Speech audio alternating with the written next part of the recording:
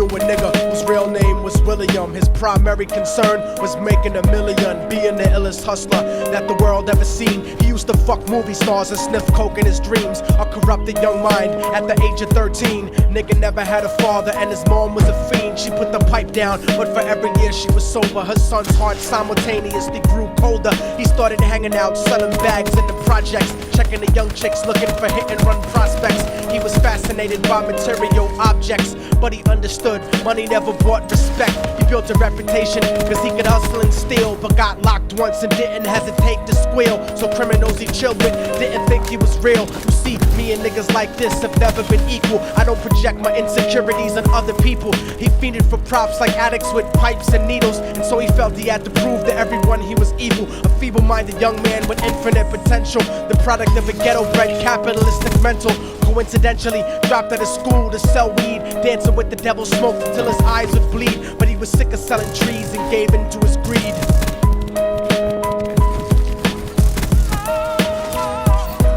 Everyone trying to be tripe never faced the consequences. You probably only did a month for minor offenses. Ask a nigga doing life if he had another chance. But then again, there's always the wicked that knew in advance. Dance forever with the devil on a cold cell block. But that's what happens when you rape, murder, and sell rock. Devils used to be gods, angels that fell from the top. There's no diversity because we're burning in the melting pot.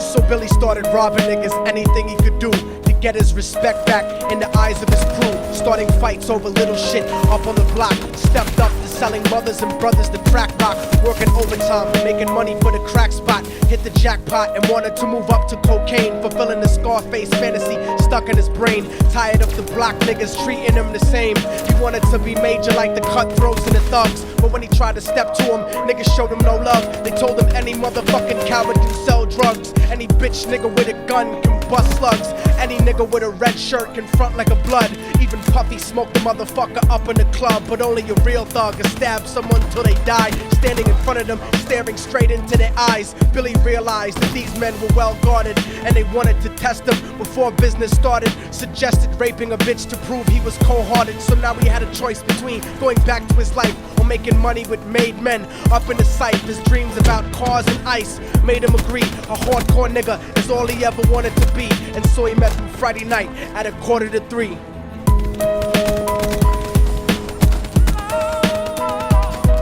Everyone trying to be tripe never faced the consequences. You probably only did a month for minor offenses. Ask a nigga doing life if he had another chance. But then again, there's always the wicked that knew in advance. Dance forever with the devil on a cold cell block. But that's what happens when you rape, murder, and sell rock. Devils used to be gods, angels that fell from the top. There's no diversity because we're burning in the melting pot.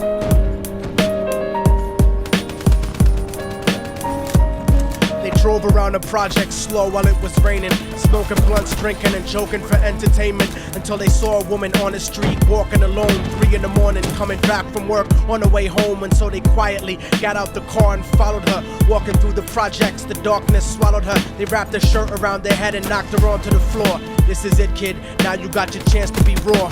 So Billy yoked her up and grabbed the chick by the hair and dragged her into a lobby that had nobody there. She struggled hard, but they forced her to go up the stairs. They got to the roof and then held her down on the ground, screaming, "Shut the fuck up and stop moving around." The shirt covered her face, but she screamed and clawed. So Billy stomped on the bitch till he broke in her jaw. Them dirty bastards knew exactly what they were doing. They kicked her until they cracked her ribs and she stopped moving, blood leaking through the